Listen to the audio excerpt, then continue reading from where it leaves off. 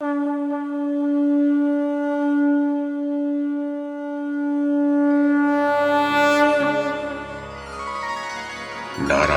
नमस्कृत्य नरं चैव नरोत्तमं देवीं सरस्वतीं व्यासं ततो जयमुदीरयेत्। ओम नमो भगवते वासुदेवाय, ओम नमः पितामहाय, ओम नमः प्रजापतिभ्यः, ओम नमः कृष्णद्वैपायनाय, ओम नमः सर्वविघ्नविनायकेभ्यः।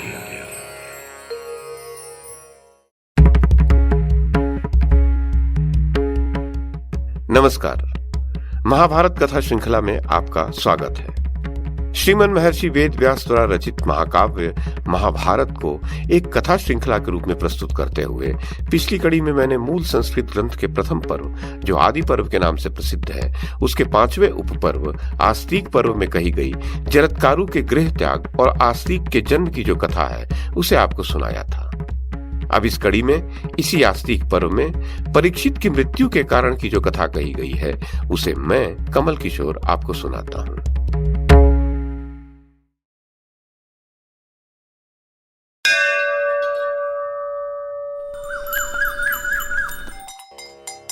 शौनक जी ने कहा, सूत नंदन, राजा जनमेजय ने उत्तंक की बात सुनकर अपने पिता परीक्षित की मृत्यु के संबंध में जो पूछताछ की थी उसका आप विस्तार से वर्णन कीजिए। उग्रश्वाजी ने कहा, राजा जनमेजय ने अपने मंत्रियों से पूछा कि मेरे पिता के जीवन में कौन सी घटना घटित हुई थी, उनकी मृत्यु किस प्रकार हुई थी। मैं उनकी मृत्यु का वृत्तांत सुनकर वही करूंगा जिससे जगत का लाभ हो।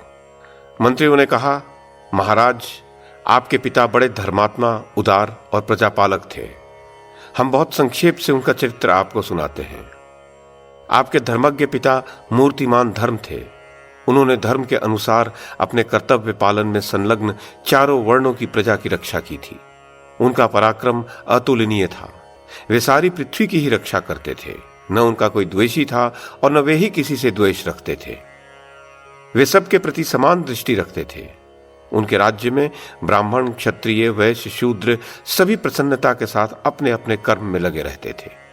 विधवा, अनाथ, लंगड़े, लूले और निर्धन के खान पान का भार उन्होंने अपने ऊपर ले रखा था।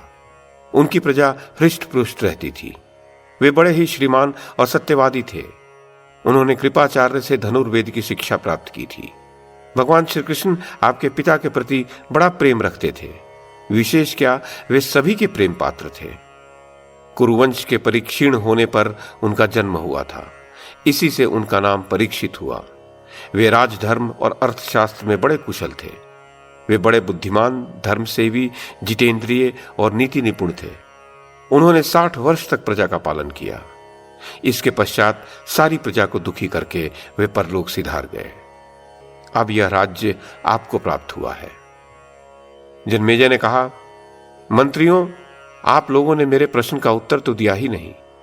हमारे वंश के सभी राजा अपने पूर्वजों के सदाचार का ध्यान रखकर प्रजा के हितैषी और प्रिय होते आए हैं।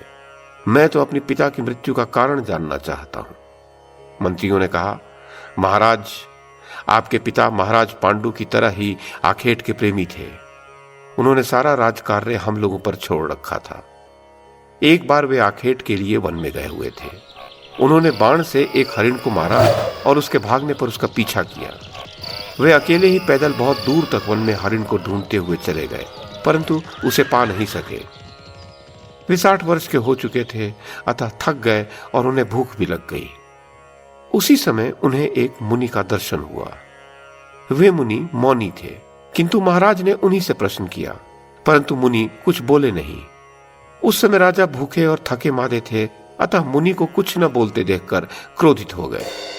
उन्होंने ये नहीं जाना कि ये मौनी है, अतः उनका तिरस्कार करने के लिए धनुष की नोक से मरा हुआ एक सर्प उठाकर उनके कंधे पर डाल दिया। मौनी मुनि ने राजा के इस कृत्य पर भला बुरा कुछ नहीं कहा। वे चुपचाप शांत भाव से बैठे रहे। राजा ज्यों के त्यों वहां से उल्टे पांव राजधानी में लौट आए। मौनी ऋषि शमिक के पुत्र का नाम था श्रृंगी। वो बड़ा तेजस्वी और शक्तिशाली था।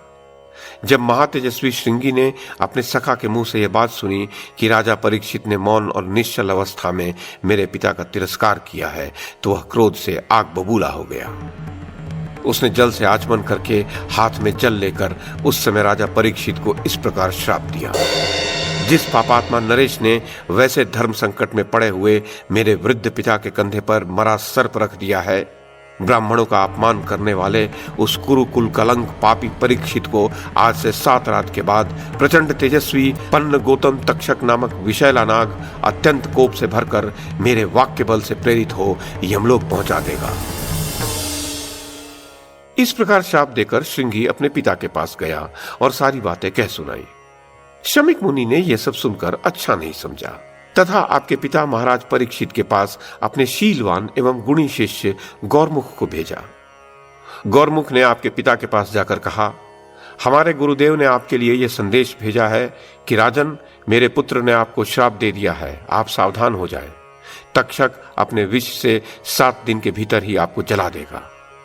तत्पश्चात आपके पिता सावधान हो गए। तदनंतर राजा ने यह संदेश देकर उस समय गौरमुख को विदा किया कि भगवान शमीक मुनि यहां पधार कर पुनः मुझ पर कृपा करें। गौरमुख के चले जाने पर राजा ने उद्विग्न चित्त हो मंत्रियों के साथ गुप्त मंत्रणा की। मंत्र तत्व के ज्ञाता महाराज ने मंत्रियों से परामर्श करके एक ऊंचा महल बनवाया, जिसमें एक ही खंभा लगा था। वह भवन सब ओर से सुरक्षित था। राजा ने वहां रक्षा के लिए आवश्यक प्रबंध किया। उन्होंने सब प्रकार की औषधियां जुटा ली और वैद्यों तथा मंत्र सिद्ध ब्राह्मणों को सब ओर नियुक्त कर दिया। वहीं रहकर वे धर्मज्ञ नरेश सब ओर से सुरक्षित हो मंत्रियों के साथ संपूर्ण राज कार्य की व्यवस्था करने लगे। उस समय महल में बैठे हुए महाराज से कोई भी मिलने नहीं पाता था। वायु को भी वहां से निकलकर जाने पर पुनः प्रवेश के लिए रोका जाता था। 7वें दिन जब तक्षक आ रहा था तब उसने काश्यप नामक ब्राह्मण को देखा। उसने पूछा, ब्राह्मण देवता, आप इतनी शीघ्रता से कहां जा रहे हैं और क्या करना चाहते हैं? काश्यप ने कहा, जहां आज राजा परीक्षित को तक्षक नाग जलावेगा वहीं जा रहा हूं। मैं उन्हें तुरंत जीवित कर दूंगा। मेरे पहुंच जाने पर तो नाग उन्हें जला भी नहीं सकेगा। तक्षक, जो तब तक ब्राह्मण का रूप लिए हुए था, उसने अपना रूप त्याग दिया और तक्षक के रूप में आकर उसने कहा, मैं ही तक्षक हूं। आप मेरे डसने के बाद उस राजा को क्यों जीवित करना चाहते हैं? मेरी शक्ति देखिए, मेरे डसने के बाद आप उसे जीवित नहीं कर सकेंगे। यह कहकर तक्षक ने एक वृक्ष को डस लिया। उसी क्षण वह वृक्ष जलकर राख हो गया। कश्यप ब्राह्मण ने अपनी विद्या के बल से उस वृक्ष को उसी समय हरा भरा कर दिया। अब तक्षक ब्राह्मण देवता को प्रलोभन देने लगा, जो चाहो मुझसे ले लो। ब्राह्मण ने कहा, मैं तो धन के लिए ही वहां जा रहा हूं। तक्षक ने कहा, तुम उस राजा से जितना धन लेना चाहते हो मुझसे ले लो और यहीं से लौट जाओ। उग्र शिवाजी कहते हैं, तेजस्वी काश्यप दिव्य ज्ञान से संपन्न थे।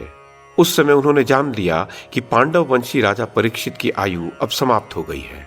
अतः तक्षक से अपनी रुचि के अनुसार मुंह मांगा धन लेकर वहां से लौट गए। महात्मा कश्यप के समय रहते लौट जाने पर तक्षक तुरंत हस्तिनापुर नगर में जा पहुंचा। वहां जाने पर उसने सुना राजा परीक्षित की मंत्रों तथा विष उतारने वाली औषधियों द्वारा प्रयत्न पूर्वक रक्षा की जा रही है।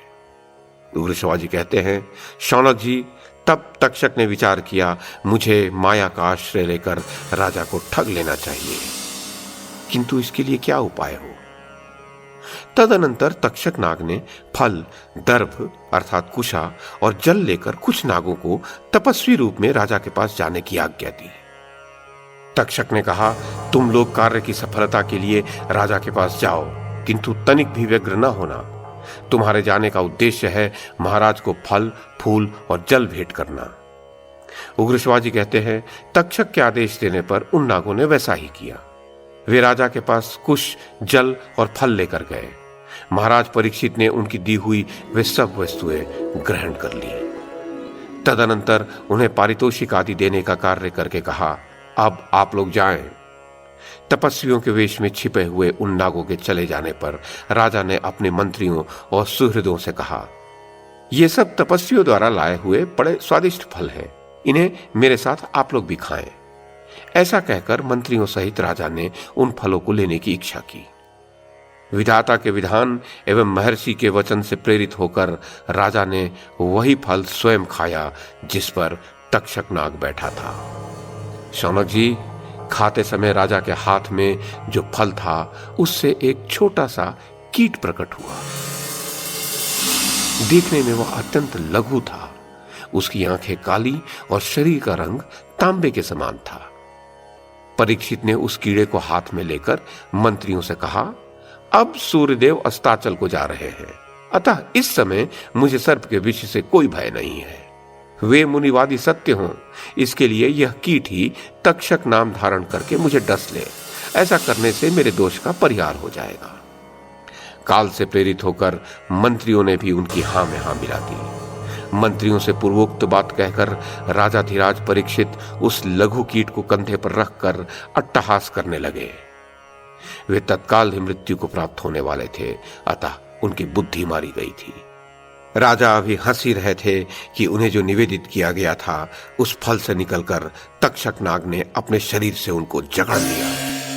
इस प्रकार वेग पूर्वक उनके शरीर में लिपटकर नागराज तक्षक ने बड़े जोर से गर्जना की और भूपाल परीक्षित को डस लिया। उग्रश्वाजी कहते हैं, शौनक जी, मंत्रीगण राजा परीक्षित को तक्षक नाग से जकड़ा हुआ देख अत्यंत विषाद से भर गए। फिर तक्षक की फुफकार भरी गर्जना सुनकर मंत्री लोग भाग चले। उन्होंने देखा लाल कमल की सी कांति वाला वह अद्भुत नाग आकाश में सिंदूर की रेखा सी खींचता हुआ चला जा रहा है। नागों में श्रेष्ठ तक्षक को इस प्रकार जाते देख वे राजमंत्री भयभीत हो गए। वह राजमहल सर्प के विष जनित अग्नि से आवृत हो धू धू कर जलने लगा। यह देख उन सब मंत्रियों ने भय से उस स्थान को छोड़कर भिन्न भिन्न दिशाओं की शरण ली तथा राजा परीक्षित वज्र के मारे हुए की भांति धरती पर गिर पड़े। महाराज जन्मेजय, तदनंतर आपका राज्याभिषेक संपन्न हुआ। यह कथा बड़ी दुखद है, फिर भी आपकी आज्ञा से हमने सब सुना दिया। तक्षक ने आपके पिता को डसा है और उत्तंक ऋषि को भी बहुत कष्ट दिया है। अब आप जैसा उचित समझे करें।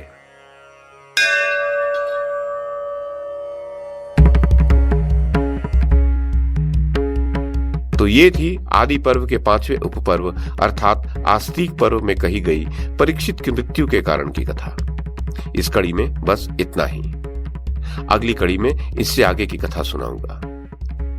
YouTube के माध्यम से महाभारत की कथा को एक श्रृंखला के रूप में प्रस्तुत करने का हमारा यह प्रयास यदि आपको सराहनीय लगा हो तो कृपया इस कड़ी को लाइक और शेयर करें, चैनल को सब्सक्राइब करें और बेल आइकॉन को दबाएं। साथ में अन्य लोगों को भी देखने के लिए प्रेरित करें। धन्यवाद और नमस्कार।